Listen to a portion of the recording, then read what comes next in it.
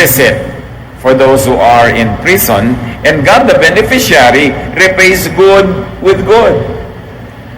He pays good with the kingdom of God. At kung ito lamang ang pagbabasihan, kung ano ang itinuro ni Jesus, kung paano ang tao ay nakakasama sa kaharian ng Diyos, ay napakalinaw dito na sinasabing gumawa ka ng mabuti sa iyong kapwa. At ang magiging gantimpala mo sa Diyos ay pagkakalooban kanya na maging bahagi ng buhay na walang hanggan ng Kingdom of God. Colossians 3:24 to 23 to 24, God will repay each person according to what they have done. Napakahalaga ang paggawa ng mabuti. Napakalaking pagtatalo ng mga theologians, yung salvation by works ba yan o salvation by grace. But whatever your stand is, and there seems to be verses that would support both stands, malinaw ang mga itinuturo ni Jesus, at least sa verses na pinag-aaralan natin ngayon, napakahalaga ng paggawa ng mabuti dahil ito'y sinusuklian ng Diyos ng kabutihan, kagandahang loob, kasama na ang kingdom of God. God rewards good for good. And that we should imitate God and Jesus in rewarding good deeds, in rewarding doers of good. Ephesians 5:1, follow God's example. At kung ang Diyos mismo ay nagagantimpala sa gumagawa ng mabuti, tayo mga nananalig sa Diyos at sumusunod sa Kanya, ay dapat sumunod sa Kanyang halimbawa na maggantimpala din sa gumagawa ng mabuti. John 14:12, very truly I tell you, whoever believes in me will do the works I have been doing, sabi ni Jesus. Kaya ang paggawa ng mabuti, bukod sa likas sa atin sa paggawa ng mabuti, ay ginagawa mo rin bilang pagsunod sa halimbawa na ibinigay ni Jesus at itinuturo sa Biblia na ginagawa ng Diyos. Very importantly, believers of God, reward, do not punish good deeds or people who do you good, like people who give you food and drink. Meron mga nagbigay na nga sa'yo ng pagkain, pipintasan mo pa yung pagkain. Magrereklamo ka pa. Yung ba ang napala nung nagpakain, nung nagluto, nung naghain, nung nag-share? Dapat tayo maging very sensitive dahil madalas pinaparusahan natin imbes gantimpalaan yung gumagawa sa atin ng mabuti. Kaya pinakamadalas na nasasaktan natin ang ating sariling asawa, anak, magulang, kapatid, kasama sa bahay, katrabaho. Yung gumagawa sa atin ng mabuti, madalas ang nasusukli natin sa kanya hindi mabuti. Sometimes we get too familiar with people that we feel entitled to receive good things from them, that we no longer are thankful. In fact, we become ungrateful.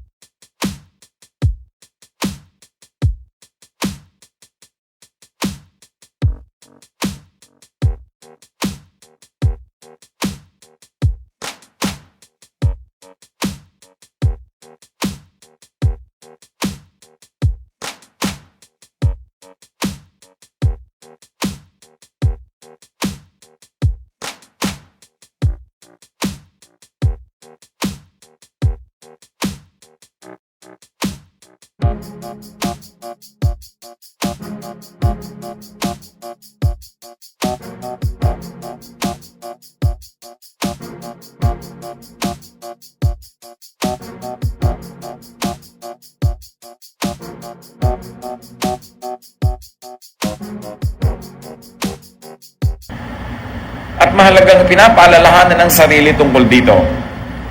Do not punish people who give you hospitality. Like, do not overstay your welcome.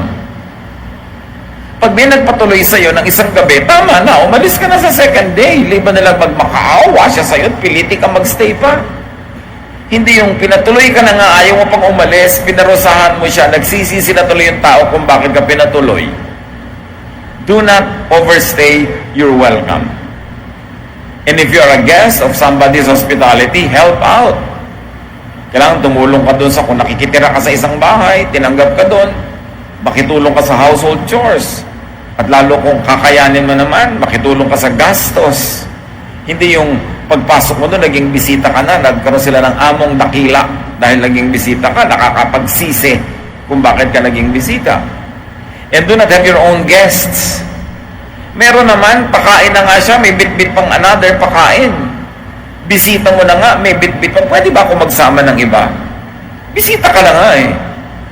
Meron naman, kung meron kang bahay bakasyon na, naimbita mo siya sandali, biglang mamaya, pwede bang mamaya magbakasyon ako dito, isasama ko mga kaibigan ko? Iniimbita kita, pero wala kang karapatang mag-imbita ng mga kaibigan mo. Pero maraming ganong tao, abusado. For having been invited, they punish the one who invited them by extending their stay, by abusing their stay. And of course, still with hospitality, do not unilaterally renew the invitation. Pag minsan kang naimbita sa isang bahay, sa isang lugar, sa isang okasyon, hindi automatic na lagi ka na lamang naimbitado o ina-expect mo, imbitado ka uli. Your invitation is only good for one event. Hindi ko minsan ka naimbita sa birthday celebration ng isang tao, tuwing birthday niya, nandun na yung mukha mo kahit hindi ka imbitado. Minsan lang yung parang ticket, good for one entry. At kailangan maghihintay ka na imbitahin ka uli. Huwag nating parusahan yung mga tao na nagiging mabuti sa atin. Do not reward, do not punish, rather even reward good people who give you clothing and who give you care. Do not abuse. And people who pay you a visit. Mga kapatid, kahit tayo ay may sakit, kahit tayo ay nangangailangan, pag dinadalaw tayo ng mga tao, we should reward them, not punish them for visiting us. Paano mangyayari yun? Be your cheerful side. Hanggang kaya mo maging cheerful ka. And do not saddle your visitors with too many complaints. Nagbi-minister ka rin sa bisita. Hindi yun kukumustahin ka na lang at lagi mo na ikukwento yung sakit ng ulo mo, yung hilo mo, yung pagod mo, yung sakit mo. Hindi na makarinig ng magandang balita yung dumadalaw sa'yo. Pwede ka naman makahanap ng magandang balita. Kumusta kayo? Ay, mabuti naman, natanggal na yung hilo ko. Hindi mo lagi sabihin, kasi masakit yung tiyan ko ngayon, masakit ang paa ko. Humanap ka ng ipagpapasalamat, nakakasayang topic, para hindi naman nakakapagod kang bisitahin. Nakakapagod ka na nga, yun lang to cross the city with traffic. Pagdating sa'yo, mag-minister ka rin sa bisita. Hindi laging ikaw ang miniministeran. Kaya iba nakakapagod ng dalawin eh. Napapansin nyo ba, ang isang may sakit, minsan lang nadadalaw. At pag hindi pa siya gumaling, sa burol na niya uli ang next dalaw. Kasi nakakapagod ding dumalaw na ikaw din naman, iniagaw mo lang ng orasyon, meron ka rin nararamdaman, may problema ka rin. Tapos pagdating mo sa dinalaw mo, walang katapusang daing, walang katapusang reklamo, napakabigat ng feeling mo, napaka-negative. Ikaw din naman nangangailangan din ng pagtingin, nangangailangan ka rin ng care, kahit ikaw yung dumadalaw. Nagkataon lang na mas malakas ka ng konti kaysa sa kanya sa oras na yon, pero hindi ibig sabihin na superman or superwoman ka. So mga kapatid, pag kayo dinadalaw, isipin nyo, paano ko kaya papasayahin itong dumadalaw sa akin? Paano ko papagaanin ang kanyang loob? Hindi laging ibubuntun nyo na lahat ang mga hinaing nyo sa buhay, kaya hindi na uli kayo nadadalaw. Minister to those who minister to you. Reward those who do you good with thankfulness, with gratitude. Pasalamat. Kahit tinulungan ka at kulang pa rin, huwag sabihin kulang. Magpasalamat kang, wow, nabawasan ang mga pangangailangan ko dahil sa bigay mo, hindi yung kulang pa rin. Yung parang kahit, eto ulo ko, gusto mo, eto pa ako, etong tuhod ko, sa'yo na, kulang pa rin. Kahit anong gawin ko, kulang at kulang, so wag na lang. Dinadala natin ang mga tao na gumagawa sa atin ng mabuti. Napakaraming mga tao, habang bata pa lang sila, mga matulungin, mababait, pero nadala, tumigas na yung puso. Nagsara na ang mga pinto ng kanilang puso sa pangdadala ng kapwa. Dapat pag may ibinibigay sa atin, laging salamat. Hindi yung kulang. Ay, kulang din lang pala, di wag na lang kitang bigyan. Reklamo at reklamo din lang, di wag na lang. Luke 17:11-19. Now on his way to Jerusalem, Jesus traveled along the border between Samaria and Galilee. As he was going to a village, 10 men who had leprosy met him. They stood at a distance and called out in a loud voice, Jesus, Master, have pity on us. When he saw them, he said, Go, show yourselves to the priests. And as they went, they were cleansed. One of them, when he saw he was healed, came back, praising God with a loud voice. He threw himself at Jesus' feet and thanked him, and he was a Samaritan. Jesus asked, Were not all 10 cleansed? Where are the other 9? Has no one returned to give praise to God except this foreigner? Then he said to him, Rise and go, your faith has made you well. So yung pinaglalakbayan ni Jesus, border ng Samaria at Galilee, border ng mga Jews at ng mga Gentiles, or ng Samaritans. They were not even full-blooded Gentiles, they were still Jews, except that in history, they were separated from mainstream Israel, kaya mababa ang pagtingin sa kanila ng mga pure-blooded Jews. Pero dahil pare-pareho silang may ketong, never mind kung sila ay Jew o Samaritan, pagkakasama na sila sa leper colony. Yung mga kuweba, mga lugar na tirahan ng mga may ketong. At may 10 doon na nagmakaawa kay Jesus sa pagalingin sila. At sila'y pinagaling. Takbuhan na. Uwian na yung mga tao, ang aatupagin na nila buhay nila kasi bigla silang gumaling. Isa ang tumigil, bumuelta, nagpatira pa sa harapan ni Jesus at nagpasalamat. At sabi ni Jesus, parang sa akin pakiwari, 10 ang pinagaling ko, bakit isa lang bumalik dito? Nakita niyo mga kapatid, according to statistics, sa 10 na tutulungan nyo, isa lang ang grateful. Huwag na kayo magtaka. Yung 9 nakakalimot. Nalilimutan na nila kahit anong kabutihan ang gawin mo, na may 9 kang nagawang mabuti, 10 hindi sila nasyahan, yun lang ang tatandaan nila.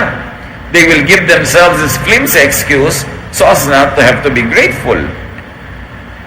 But this one, and he was the Samaritan one, hindi siya yung Hudyo, alam niya sa mga kwento ni Jesus, laging mas mabuti pa yung mga Samaritan, mas mabuti pa yung mga Gentile kaysa sa mga Jew.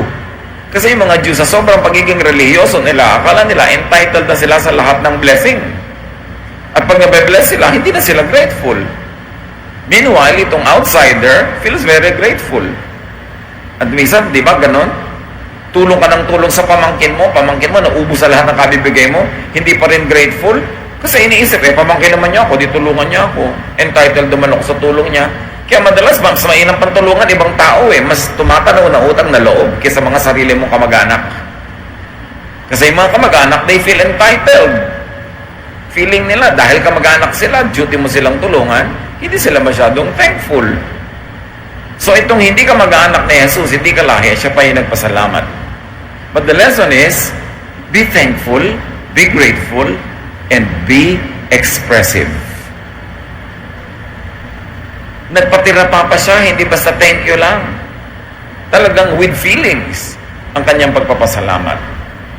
Napakaraming ganyang tao. Isa pang paalala is to reward people who do you good with whatever you could give in return. Kahit ikaw yung recipient, ikaw yung tinulungan, hindi ka pwedeng ma-zero ng pwedeng isukli.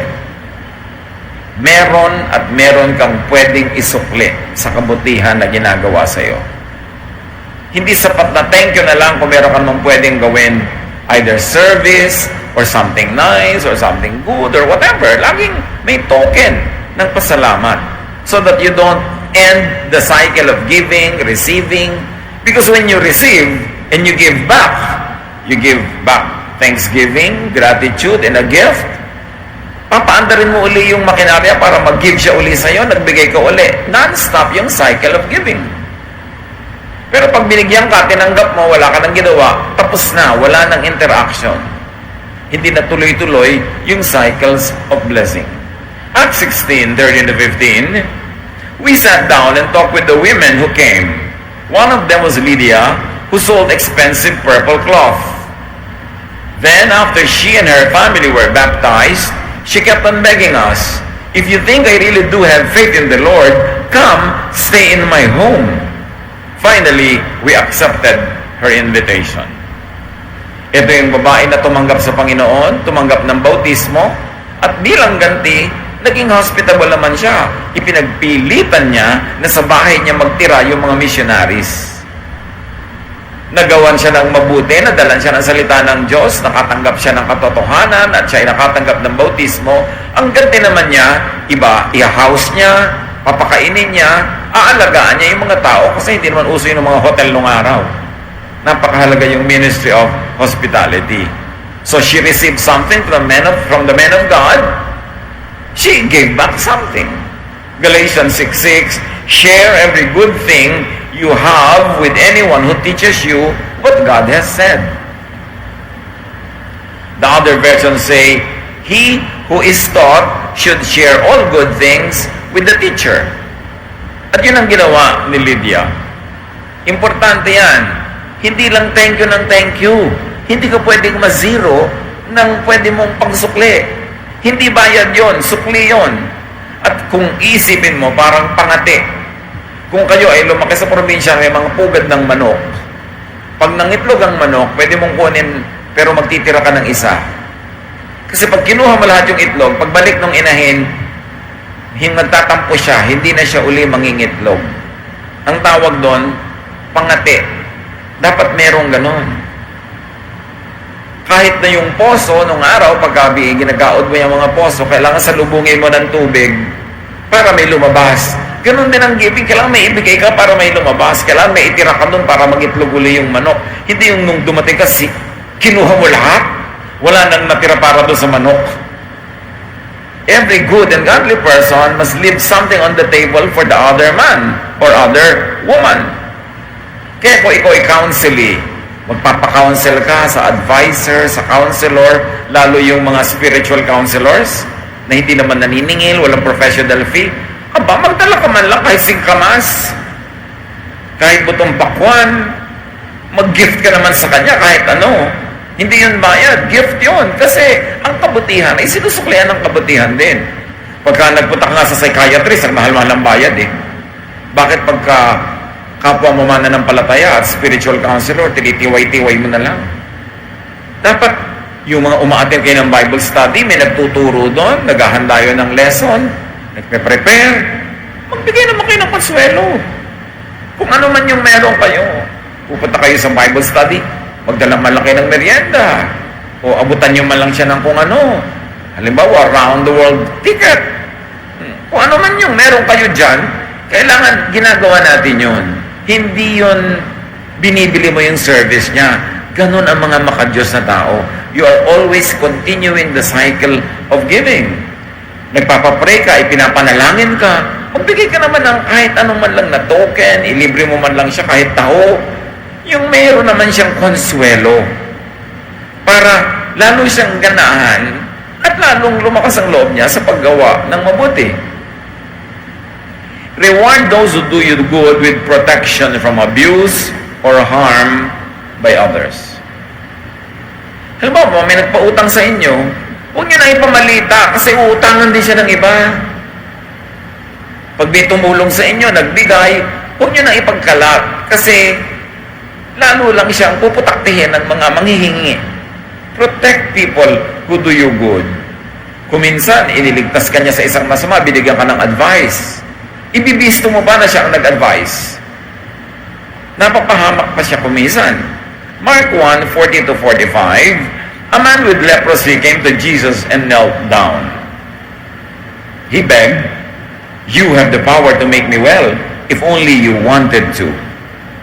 Jesus felt sorry for the man, so he put his hand on him and said, "I want to. Now you are well."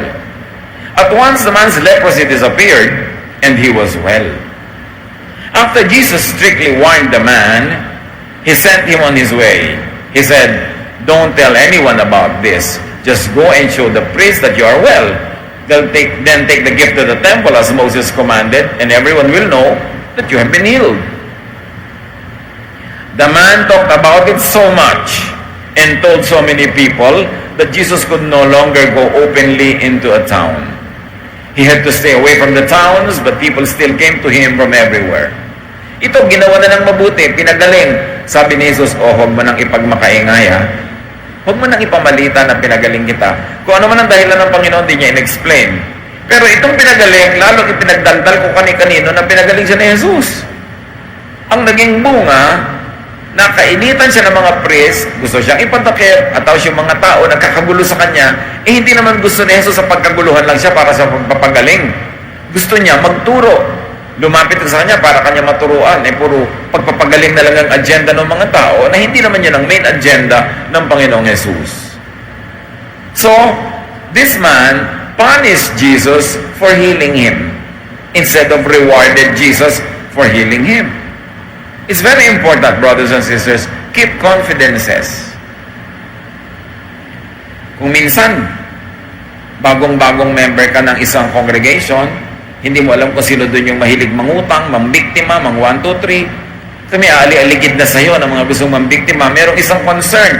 Sasabihin sa'yo, alam mo sister, bago ka lang dito, pero bibigyan kita ng warning, ha? Huwag ka munang masyado magtiwala sa mga ganito, ganon-ganon. Tapos ibibisto mo, alam mo, sabi, sa akin, huwag daw ako magtitiwala sa'yo. Ginagawa ka lang nga ng mabuti, guguluhin mo pa siya. At maraming ganong tao, hindi marunong magsukli ng kabutihan for kabutihan. Nakakapagsisinggawa ng mabuti, kaya tuloy yung dating mabubuti ngayon, hindi na ganong kabayat, nadala na. Keep the privacy of your benefactors. Hindi lahat ng nagbibigay ay gustong i-broadcast. Yung matatalino na nagbibigay sa kapwa, hindi nila binobroadcast kasi pupuntahan sila ng lahat. Hindi naman nila kayang bigyan lahat. May magtatampo, may maiinggit. So dapat quiet ka lang pag binibigyan ka. Hindi yung ipinahamak mo pa yung nagbigay sa'yo dahil may mga magtatampo pa sa kanya. Keep secrets. That's how you reward people who do good to you. Meron naman, pinapunta ka na nga sa bahay niya, kinupkup ka, tapos yung mata mo naninindahan, nagsa-shopping ng machichismis. At pagbaba mo sa bahay niya, wala kang gagawin kundi ipamalita sa lahat ng nalaman mo mga sikreto niya doon. Dapat hindi ka talaga pinapasok sa bahay niya. Ganun ang mga tao. Maghihingi ng trabaho, ipapasok mo ng trabaho kung kaninong kilala mo. Tapos pagka nandun, ikaw ang ichichismis, o yung pinagtatrabahuhan niya, ichichismis siya kung kani-kanino. Hindi marunong gumawa ng mabuti bilang sukli sa kabutihan. Kaya napakahirap yung mag-recommend. Merong nangangailangan ng trabahador, may nangangailangan ng trabaho, ikaw mag-recommend. Mamaya parehong yung dalawang yun, ikaw ang sinisisi. Yung pinagpasukan mo naman sa akin, walang kwenta. O kaya yung ipinasok mo naman sa akin, walang kwenta. Kaya yung matatalinong tao, hindi nagre-recommend. Dahil ang ending, sila sumasabit. Ito yung magkakagalit yung employer at employee, nasa gitna sila, tahimik na buhay nila, kinakalagkad. Why? They are being punished.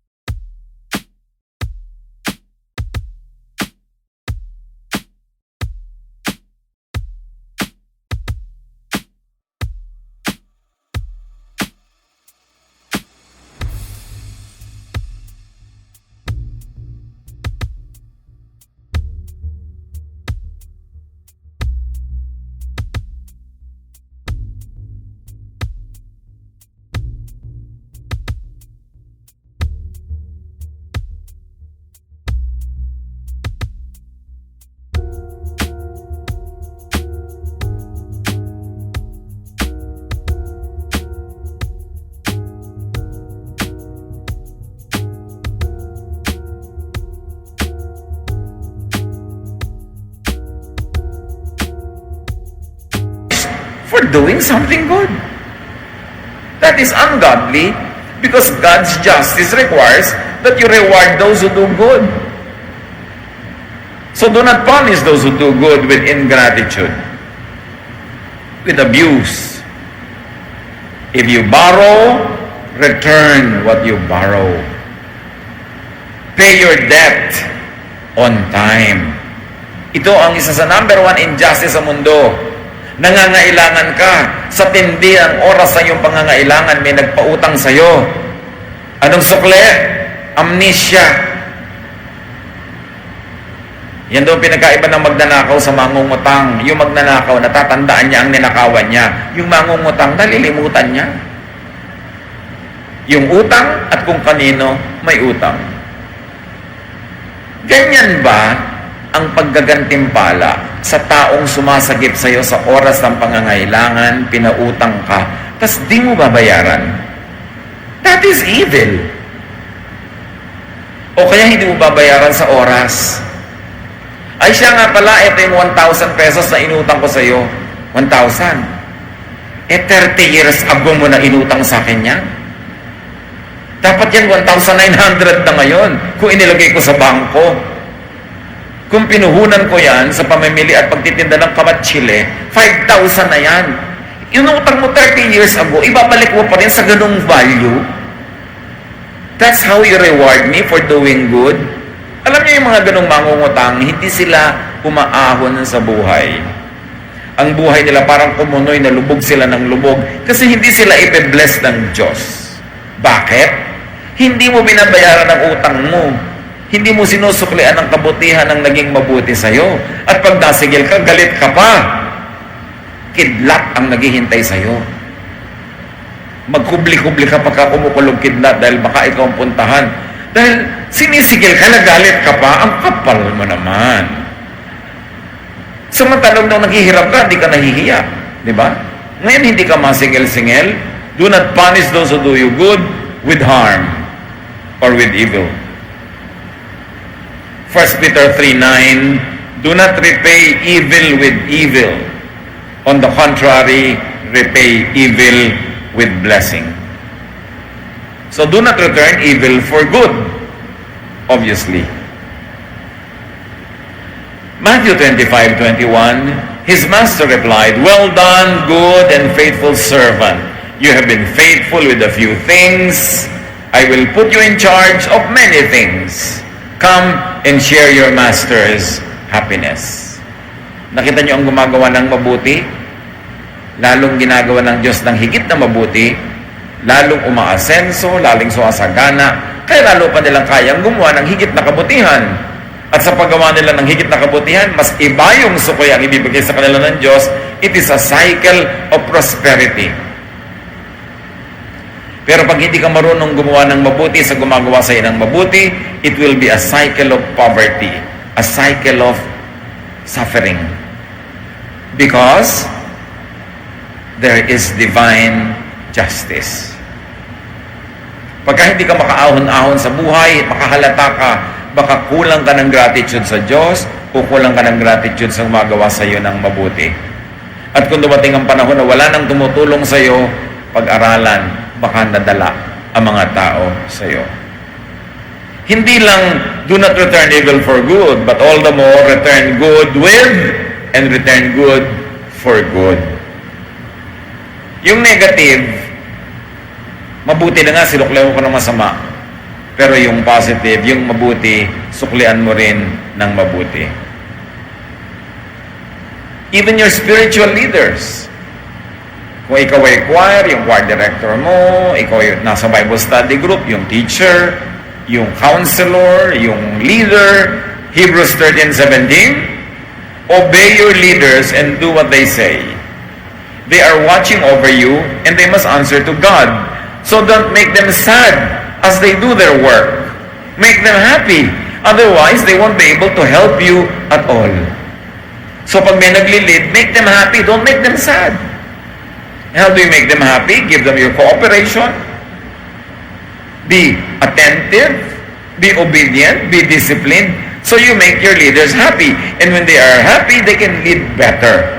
At the end of the day, you benefit when your leaders are happy. Ganon din yun. You benefit when your pets are happy, when your spouse is happy, when your brother or sister is happy. You benefit. You make people happy and you benefit. Make them sad and you lose. Kaya iba, nasa cycle of sadness ang buhay nila because they make people sad. Those same people will make them sad as well. Or even if they did not intend to make you sad, they will not be capable of making you happy. Ang ending, sad ka pa rin. You harvest what you plant. It's a basic law of nature. When you make people happy, they or other people will make you happy. When you give to people, they or other people will give to you. So kung anong gusto mong anihin sa buhay na ito, yun ang itanim. Kasi yun ang aanihin. Do good to those who do you and others good. Pag nakakakita kayo ng taong gumagawa sa inyo ng mabuti o kayo gumagawa sa iba ng mabuti, encourage nyo. Palakasin nyo ang loob. Gawan nyo rin ang mabuti, tulungan nyo, pasayahin nyo, para lalo silang gumawa ng mabuti. Pero kung kayo ang dahilan kung dating mabait ay hindi na mabait ngayon, dating mapagbigay na rumamot na, malaking pananagutan nyo yun. Kasi kayo ang aani ng bunga. Huwag lang gumawa ng mabuti sa mabuti. In fact, outdo do-gooders. Makipagpaligsahan sa paggawa ng mabuti, hindi sa paggawa ng masama.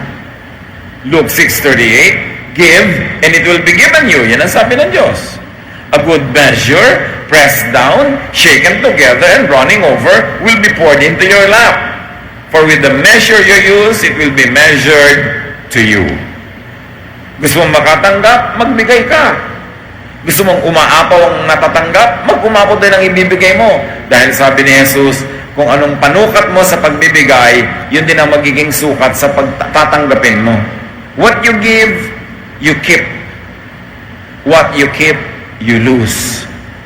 Yun ang mga kabalintunaan ng spirituality.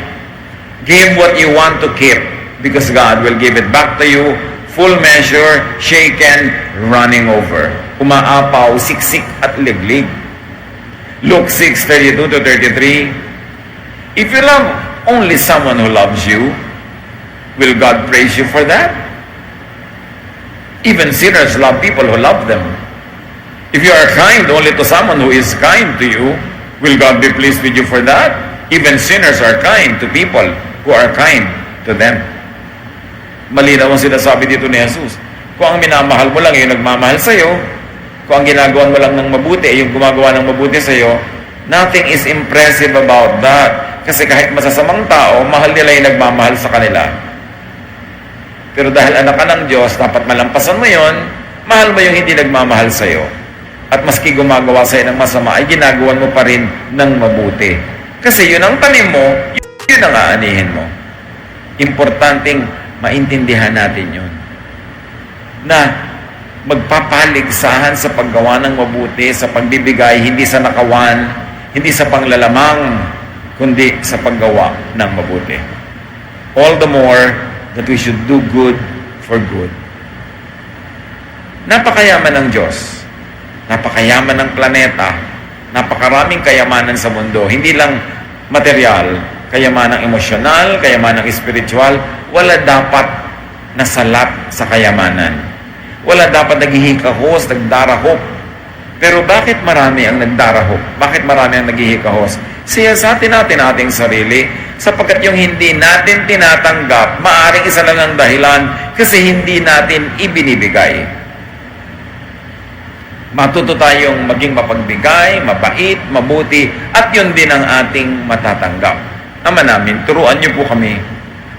Siyasatin yung sarili namin para maunawa namin kung paano namin sisimulan o ipagpapatuloy yung cycle of affluence, cycle of prosperity.